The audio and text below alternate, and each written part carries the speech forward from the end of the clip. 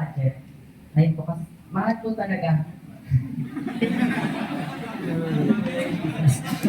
Kaya po kami pera, ibang register, 5-5 po. Tapos, nung time po na yun, nung time po na yun is, meron kami, parang first day of school namin, tapos Sabado po nun, meron kami young people meeting. Tapos, yung brother po namin doon, parang sabi niya doon sa mga young people, kung sino po yung gusto kong mag-join ng TOLT.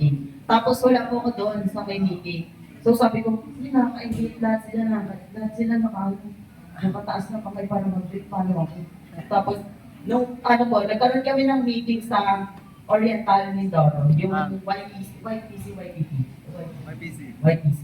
Tapos sabi ni brother sa akin, willing ka ba talaga mag-join ng TOLT? Brother, willing ako, brother, sabi sa kanya. Kahit sabi ko, kahit wala akong pera, willing ako. Wala na si Lord. Amen.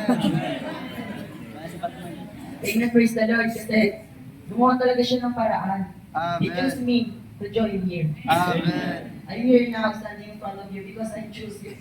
God chose me Amen. to join here. Amen. So mga kapatid, gusto ko lang sabihin sa iyo na dapat kung gusto talaga natin, or dapat we need to consecrate all to God. Amen. Kasi katulad ko kinonsecrate ko yung kay God na sabi ko, Lord, sana maka-join ako.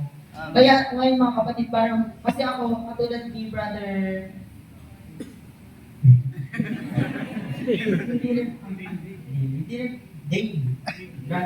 hindi rin po ako church kid. Amen. I'm now 7 months and counting here sa church life. Amen.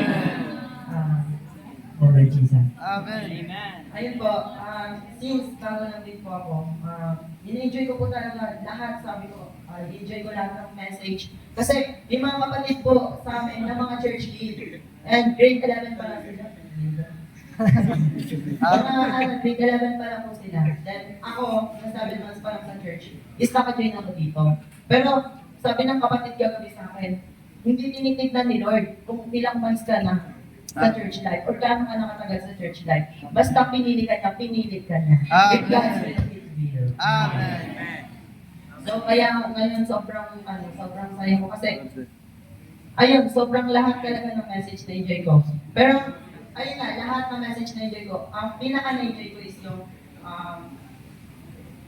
message 1, being chosen. Amen. Mga kapatid, dapat maging thankful tayo kasi God chose us Amen. to the church life. Amen. Now na we're here sa church life, dapat hindi natin i-live or hindi tayo umalis sa church life. Amen. Kasi yung church life, nagiging way natin para mas mapalapit pa tayo kay God. Amen. Amen. Amen.